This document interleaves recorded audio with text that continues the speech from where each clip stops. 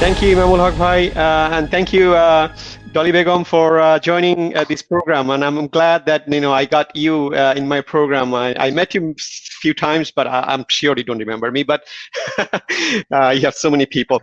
Anyway, so welcome to this segment of the program today. We are celebrating the Multicultural Day of Canada. And we have some guests today. I want to introduce them first. Before I introduce you all, I just want to share my thoughts about the multiculturalism. It was like when I first came to Canada. I actually came to Canada from US, and I lived there for 8 years, and then I came to Canada in 2000. And it was fascinating to hear the Canada's metaphor. For how to incorporate immigrants is not the melting pot, is the cultural mosaic. So that's the differentiation between other country and the Canada. So other country, if you go to US, the expectation is you bring your culture, but you melt into one pot. Like the culture should melt. Here in Canada, you can have your culture side by side, and you can still celebrate. You can be part of the society. So it's brightly colored bits of ethnicity, color, culture, racial identity, and language embedded side by side. That's the beauty of the multiculturalism in Canada. And I'm not aware of any other country that gives so much importance and so much emphasis on multiculturalism. And it is in the law. It is that the multiculturalism is reflected in our Canadian law through the Canadian Multiculturalism Act, and which was done in I think 1988, and Section 27 of the Canadian Charter of Rights and Freedom. So hearing all those things, knowing all those things, really make us proud that we live in this country. We're lucky that we are in this country, right? So anyway, further, we don't have much time. I just want to introduce my guests. So I try to bring guests from different culture, different countries. So I'm going to go with Justin. Justin has a South Korean background. He came in, and so all the guests came to Canada in different stages of their life. But I will let them talk about that. And then after Justin, we have Varti. Varti, you are from India, Punjab, India, right? That's right. Okay. And then Lancy Wu is from China. And Steve Lai, you're from Taiwan. And we will bring the other guest, Shankar. He's from West Bengal, Kolkata. We'll bring him a little later. So I will start with Justin. Do you not just, I guess all of you, if you could just tell a little bit about when you came into Canada, and just introduce yourself a little bit. Hi, thanks for having me today. Kind of surprised to get an invitation from Abu that there's about the multiculturalism, and this is a good opportunity. And thanks for the good opportunity to share your good things with me. So my name is Justin Lee. I came to Canada probably 25 years ago, and that's when from South Korea. So when I was grade 7. Sorry, just trying to think that it was a long time ago. Back then, I originally from South Korea, but we didn't come to Toronto right away because at the time, moving to or immigrating to the Winnipeg, Manitoba was much easier than coming to Toronto. So my parents decided to go to Winnipeg for a couple of years. And one thing that I noticed that Winnipeg is really, really, really cold. And there's a lot of black flies out there and lots of mosquitoes. So that's how I remember coming from that when I was a grade 7. Okay, thank you. Next.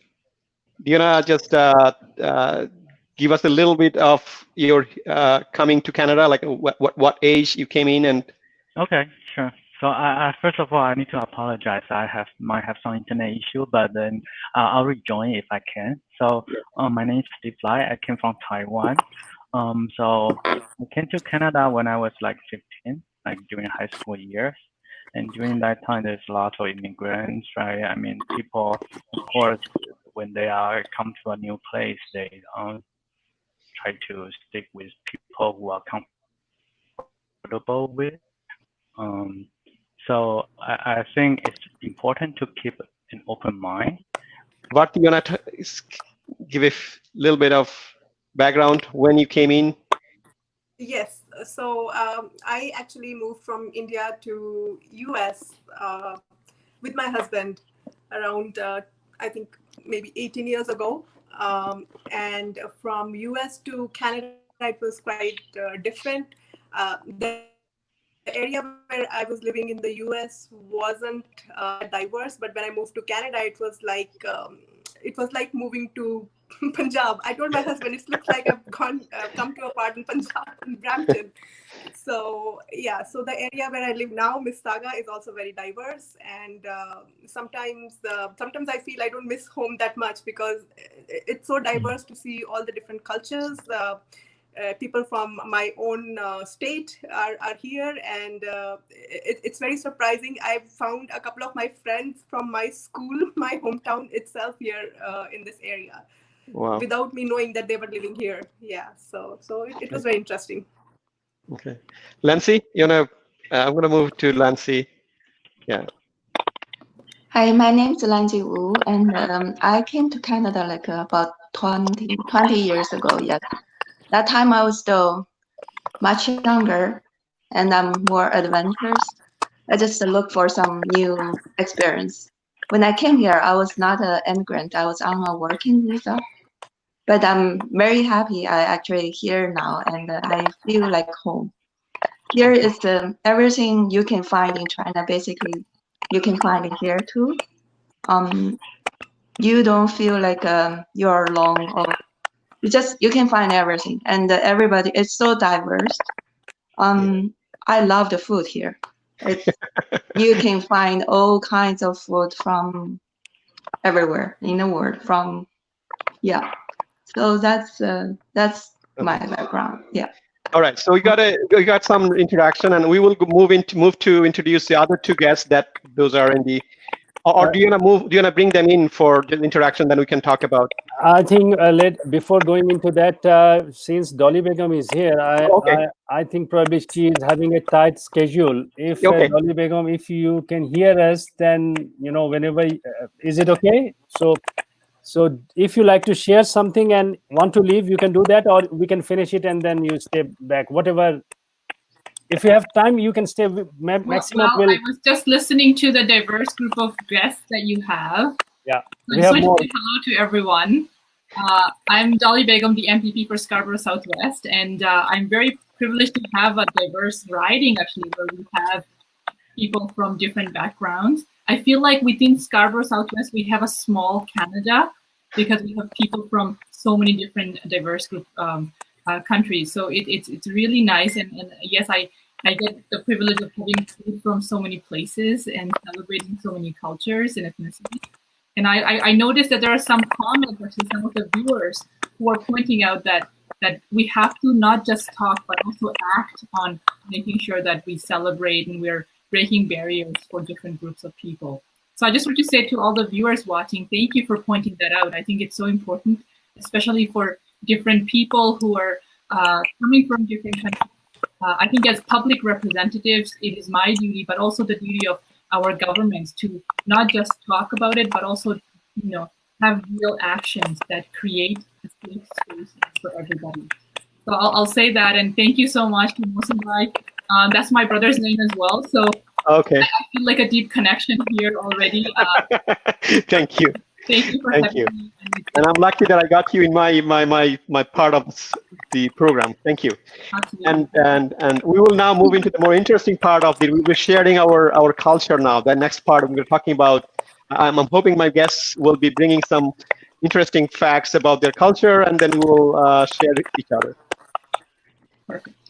Thank you, Dolly Begum. If you have to leave, feel free to leave. I'll watch some of the cultural segments and then say goodbye to all of you. Thank you so much. Sure. And thank you. Happy Advanced Canada Day to everyone. Yeah. Okay. Imam Bhai, can you bring the other two guests so that I want to finish the introduction so that they don't. Shankar. Do you know Shankar is from Kolkata, India. Do you know introduce yourself a little bit when you came in and a little bit about you? Sure. Thank you for giving me this opportunity. So I came in Canada in 2015. So apparently new, like who has been introduced till now. But after coming here, though I started my life from Quebec, so that was a really different experience over there. But well, I moved to Toronto, and I started staying in the Victoria Park, so where I felt like I'm among the Bengalis, and that's really given me immense pleasure. And really, I'm enjoying because here we have the culture, like the mixed culture, and where we can enjoy each other and we respect each other. That is most important. So thank you so much. Thank you. So let's go into the meat of the discussion. So it's about the culture. It's multiculturalism. So obviously we need to talk about our own cultures. So I want to start with like I'm curious. Like, is there like all of us? We none of us are born here. The guests and all those this panel. So coming from our own culture, is there any cultural values or any practice that you really believe that you don't want to give up? Like a lot of time we give up things that to fit into the new society, and we don't have to in Canada, right? So we have the opportunity to maintain our culture. So I'm sure there are certain aspects of your culture that you really want your kids to also to practice or continue. Is there anything that you want to share? Like I'll go to each of you.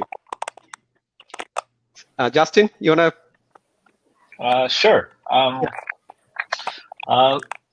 If you want to like think about Korean culture, I will say, if I can think of the top of my head, I guess respecting elders really is about the Korean culture. And actually, I mean, we all respect each other. I mean, but especially in Korea, Koreans are, the first thing they will ask you sometimes that they know you is like, how old are you? Maybe in Canadian culture, that's not appropriate, but in Korean culture, what year did you born in? So because that will tell you that whether you're older than I am or younger than I am. And then that ties to the actually Korean language itself. So if I say, please come and eat, if I say to my parents, I have to use a different language vocabulary compared to if I say to my son, come and eat in a Korean. So that respecting elders or that really ties into the actual Korean language itself. So that how you talk to the person is that, so you can actually tell. So if I'm hearing somebody else talking to the other person, oh, they're like the same age, their friend, oh, this person is older than that person. That's how he talks to that particular way of expressing themselves. And also that also ties back to, we all have a family reunion, New Year, Thanksgiving, like that. But especially in Korean culture, we always go back to whenever there was a big holidays, we go back to the family and visit our ancestors' graveyard, and then we do the little prayer for the thanks for everything, blah blah blah. So it's respecting elders. If you say that, it's the most top of my head is the a specific the Korean Korean culture that I want my kids to live with. It's very interesting. It's like I find similarities in my culture too. Like, it's good. Okay, so Lancy, I guess yeah. So we will be interested in. So China is a huge country, and obviously there are differences between even within the China, different province. But I like you to share what you think is a cultural value or practice that you really like your kids to continue, or you don't want to give up. Okay, so I think because I'm behind Justin, and he said a lot of stuff I was going to say. Yeah, we're sharing the same value in that area. I'm thinking, for me, my son is 9 years old now, and you know, China has a long history, like 5,000 years history, and the written history is like 3,500 years. It's a long, rich history. And what I want my son to have is, if he can learn Chinese, that's my thought. I'm afraid if he doesn't know Chinese and later he may be having problem like communicating with me. So that's one thing I want him to learn, and I don't know how much I can achieve. Okay. So for now, like whenever he goes to China or talk to my parents, and my parents will teach him something like a poetry, Chinese poetry. Yeah. Yeah, he's starting from there. This is very important, especially grandparents. Like, you know, if the grandchildren can speak the language, it basically helps maintain the relationship with the grandparents. Like, you know, the cultural ties. That's the glue, right? The language is the glue. Right, it's a family value. Family Yeah. is very important to us. Exactly. Like said, yeah. Exactly. Yeah. Steve, I'm going. Sure. Yeah. So basically, I echo what Justin and Lindsay says. Right. It's the same thing, right? We have to respect. We have to have respect for elders, right? We have to, do the right thing. Make sure you don't bring shame to your family. Basically, we want them to honor your family, have family value, right? So it's not about giving up stuff, right? I think when we come to this country, it's more about having a different experience, right? Having this opportunity to experience other stuff that they might not have it back home, right? For example, we want them to not just focus on the schooling, right? It's important, but it's not everything, right? Kids will find their own way. Right. While they experience different things, they find this is something that I like to do, and they go for it. Right. We are there to help them, to guide them, but not to give them exact direction. Right. Exactly. They will find their own way in life. Right. There's engineers, there is architects, there is artists, there's musicians. Right. If they have passion about those stuff, they will find their own way. Right. So basically, I encourage them to experience different things and find your passion and stick to it. Right. Yeah. So, yeah. Thank you, Steve. Shankar, what's in your mind? What do you think that, I think he will say something that will be probably very similar to me. Like, we have even though we are from the different countries, but we share the culture, Bengali culture, right? Yeah. So we have not been different so long. Like it's very so we are still similar, I must say, and definitely what Justin has mentioned and Steve and all of them has mentioned. So I really agree with them. So the respect is definitely an important part of every children, which I would like to see in my son. So I have only one son. So and as I have grown up in a joint family, so where I've seen like I grown up by sharing, by compromising and all these things. But like whenever we have one child mostly, like so they do not learn how to share and what exactly to share with others and what to compromise. So in those cases, like as we are in different cultural festivals wherever we go, and there I take my son over there, and he observes there how to share and what exactly we are doing there with our people of same-minded people or the different-minded people, how we are associating, how we are sharing each other. So that is also another important part, I must say. So that I would like to see. Thank you. Varti, what do you have in your mind? Yeah, it's pretty much, I think everybody is pretty much saying the same thing, and I was also thinking about the same thing, that the way we treat our elders is very different from what we see here. So my in-laws, when they visit here, they also realize that small things like if a child is eating something, they'll sit at one spot and eat themselves. But if we go by our culture, we would like to offer the elders first and then eat ourselves.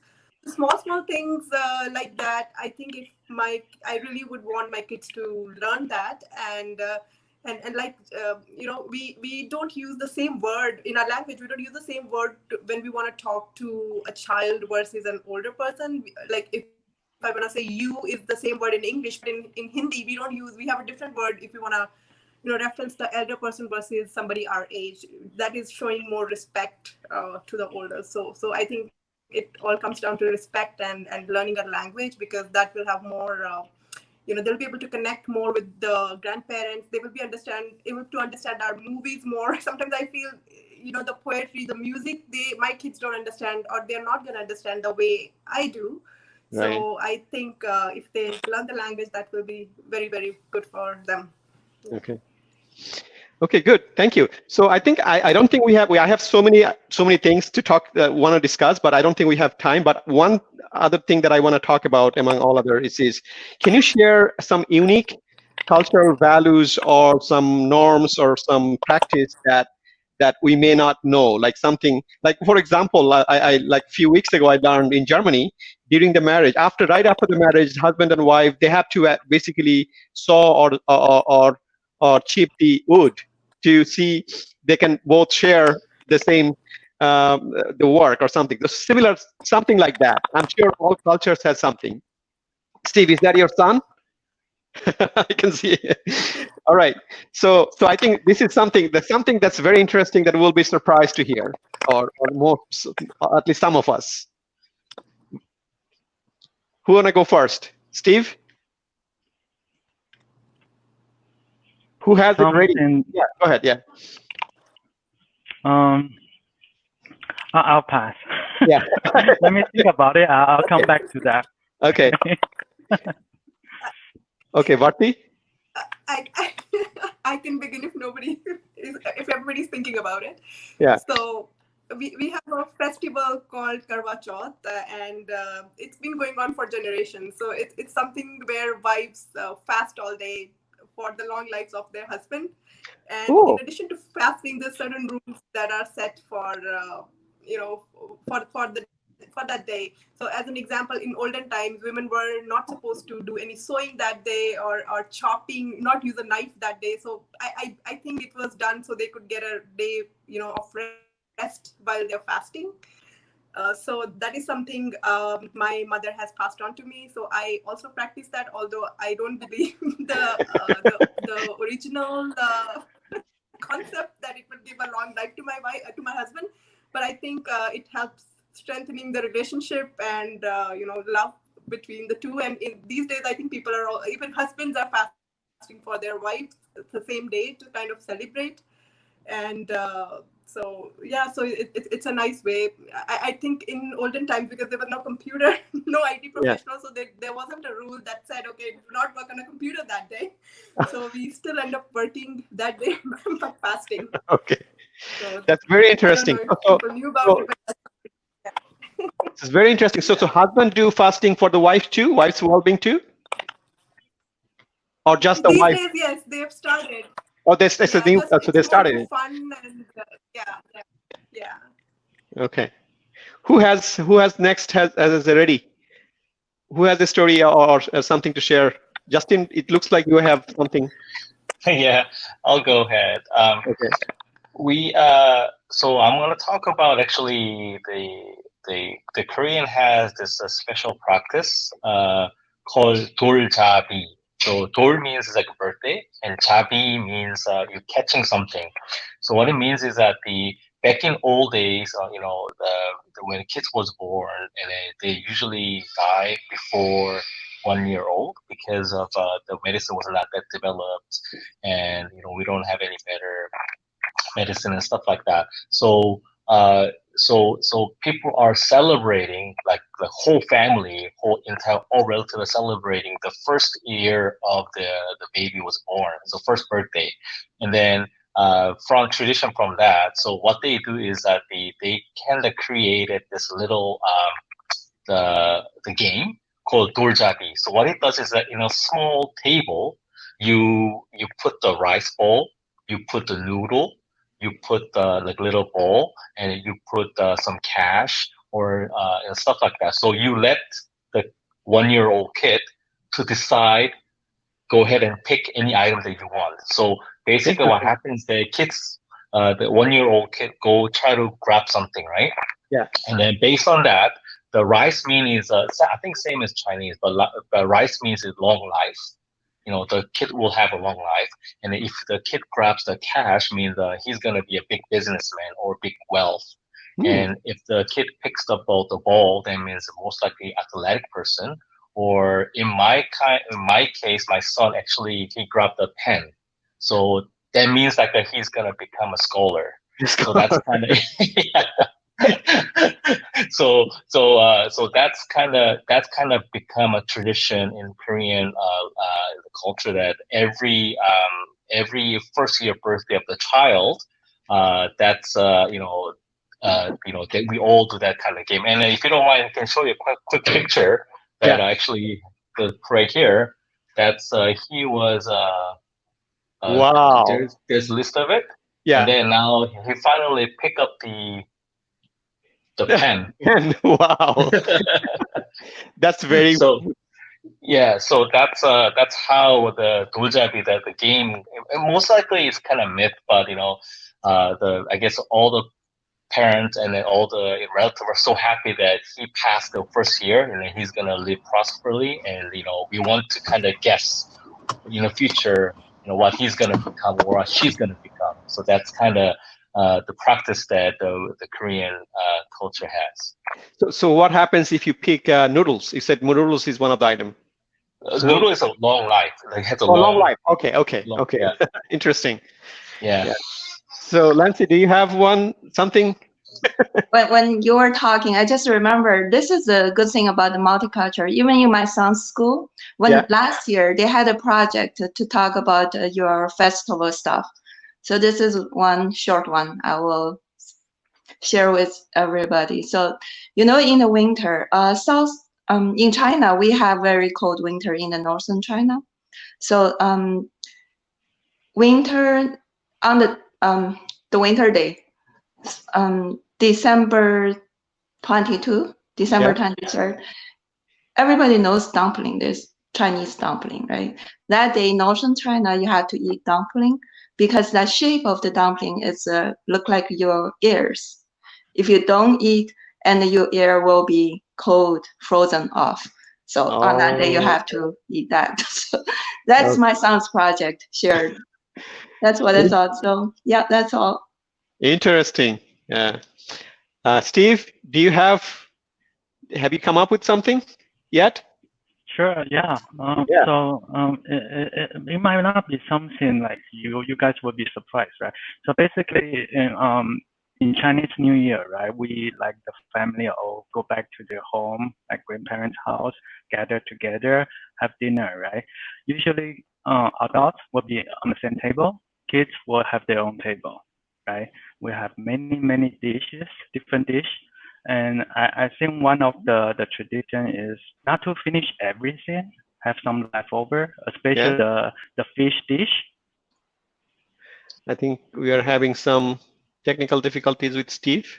I can help him with that. Yeah. Okay. He said the leftover fish dish in Chinese is 年年有余, means you have remainings for next year. You got enough stuff. Okay. Basically, that's it. I think. I'm not sure if Steve, when you come back, you can add to that. Okay. In the meantime, probably we go to Shankar. Sure. So as you know, like and for others as well, like our main festival is Durga Puja. So that happens in the month of October every year. So for this Durga Puja, we start preparing ourselves maybe from after April. So from then we start purchasing the new clothes for the children, and then we prepare for how to spend.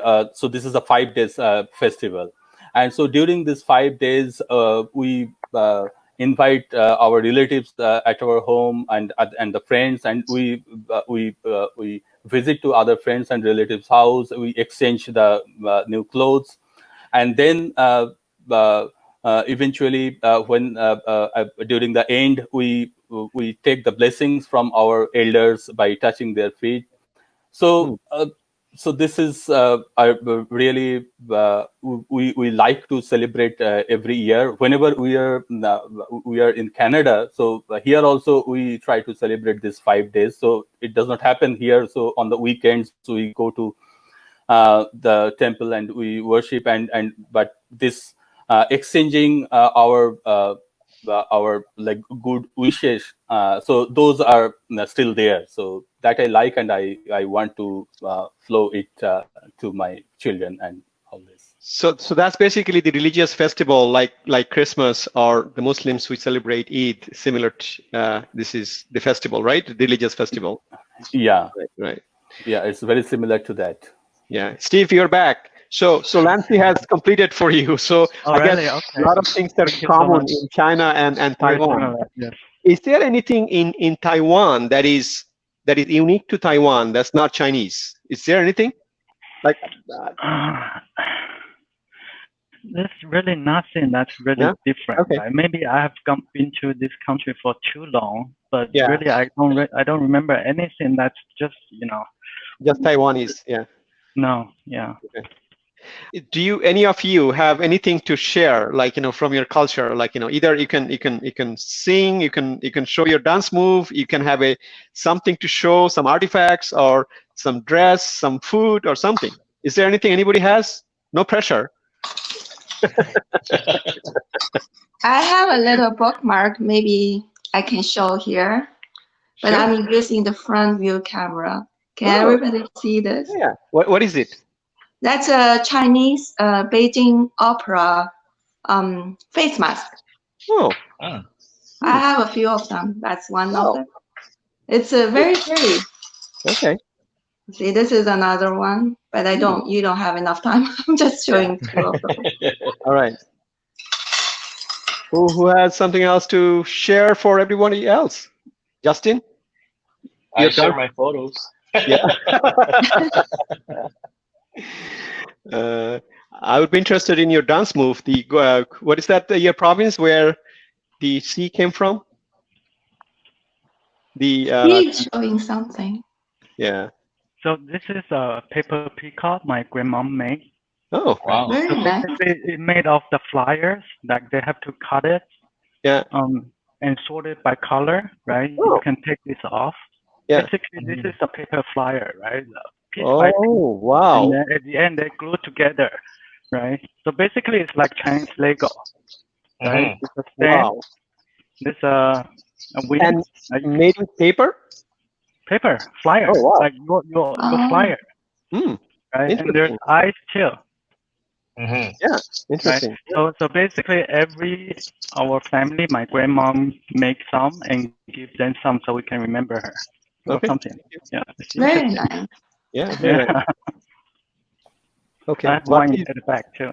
Yeah. What you showed your dupatta. What do you call it? You're on mute. It's okay, your dress. Yeah. So your outfit. Yeah. Cultural outfit. Yeah. Yeah. Thank you. Thank you. Shankar, I know that as everybody is showing something from their culture, so like our Rabindranath Tagore, so by reading whose stories and by listening whose song we grown up, so I'll just sing 2 lines of Rabindranath Tagore's song. Great. Yeah, sure. So, thank you. Akash bhara surjo tara Vishwa bhara pran tahari majkhane ami pechi mor sthan bishoye tai jage amar pran akash bhara. Thank you. As I'm honored being here. Thank you. So I want to thank you all for giving your times. Is obviously it's a summer day, weekend day, in the middle of the day. Everybody had planned, and thank you for giving us this time. I guess the pandemic helped us a little bit. So so anyway, I hope to have you again in the next future programs. Like, we will, and I just want to thank you again. Okay. Thank you. Thanks Thank you. for having us. Thank you very much. us. Thank you very much, Abu Mohsin, and thank you very much for all of you, those who have come and joined us, given your time here. This was Diversity Delight. We were trying to celebrate the Canadian Multiculturalism Day, and we have done it. Truly, we have done it. We tried to bring people from different ethnic background, and we have successfully done that. And thank you very much for sharing your experience. Now, I would like to bring Mr. Mustafa Mahmood to conclude this session. I think he is here already. Let me bring him back. And thank you, viewers, those who are watching with us. Thank you very much for you as well. Let me bring Mr. Mustafa Mahmood. He is here. Mr. Mahmood, if you can conclude. Yeah, thank you very much. So we are almost done. So it's your part to conclude the session. Just to conclude, okay? So I'm not singing. That's good. No, but if you want to conclude with a song, you can do that. You're most welcome. That's fine. If we don't have time, I can just maybe sing One to a Stranger. It's a nice song. They call it Moscow Nights. And as I don't know, I can sing in Russian or in Bengali. Well, thank you very much. Thanks everyone for joining us today. I think we did a great job. We just expressed our emotions about multiculturalism, our like concerns, if you like, and we had a lot of different people from different backgrounds, diverse backgrounds, and a lot of discussion, music, everything. So I think, and your efforts to this is really, we recognize and we appreciate you that you joined us. Thank you very much on this day, like in this summer day, good weather outside, and we are sitting at home and just having this discussion. And so I think it wasn't in vain. I think we'll take something from this. Thank you very much again, and we hope to see you when everything will be over. Hope to see you in our events. We last year we organized in a hall this multicultural event, and this year we didn't have that opportunity. So in future, I hope we shall overcome, and one day we'll be able to gather in a hall, sing, dance, and discuss. Thank you very much. Thanks everybody. And I, with my lovely wife, she will help me in Russian. And I'm an interpreter by profession. I do interpreting, and one of my hobbies is to interpret songs from different languages to Bengali and vice versa. So this is a famous Russian song. Maybe some of you already heard this, Moscow Nights. It's a very, very old and famous song. So she will be singing in Russian. I will not keep you for long.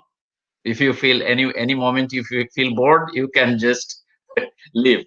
Okay, so we start the song, and with on this beautiful note, we will finish today's online celebration. Okay, thank you everybody.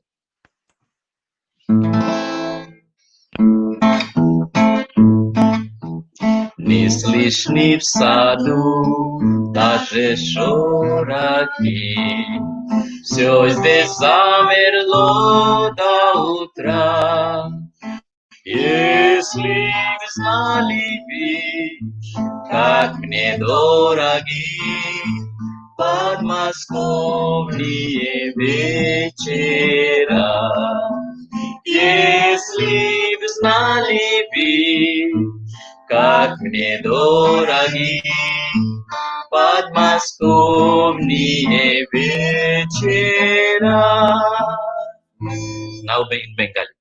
নিস্তব্ধ বাগানে যেন পাতারাও চুপ সূর্যের প্রতীক্ষায় Moscow শহর তলি সেই সন্ধ্যাগুলো কত যে ছিল প্রিয় আমার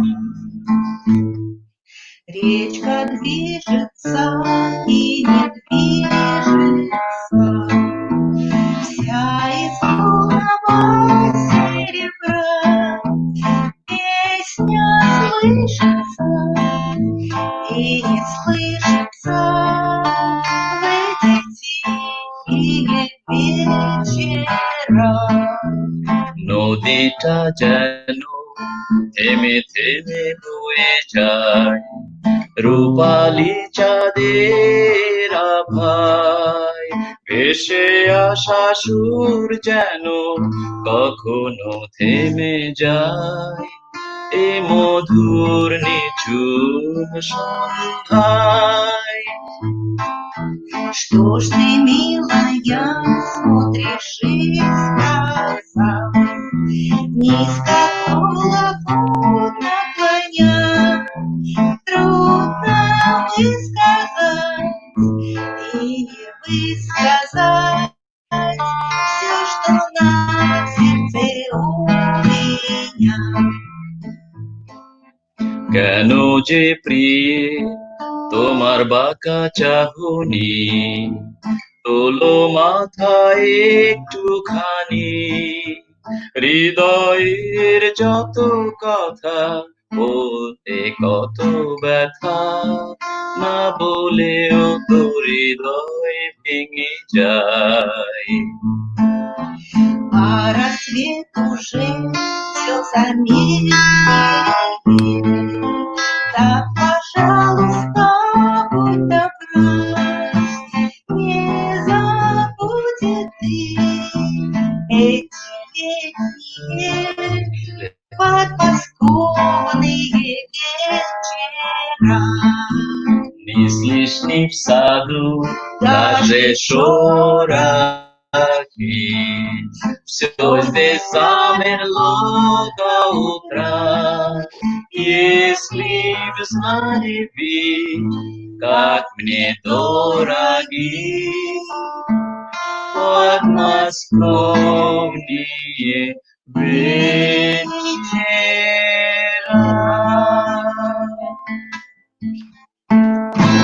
Thank you very much. Thank you very much. You are welcome.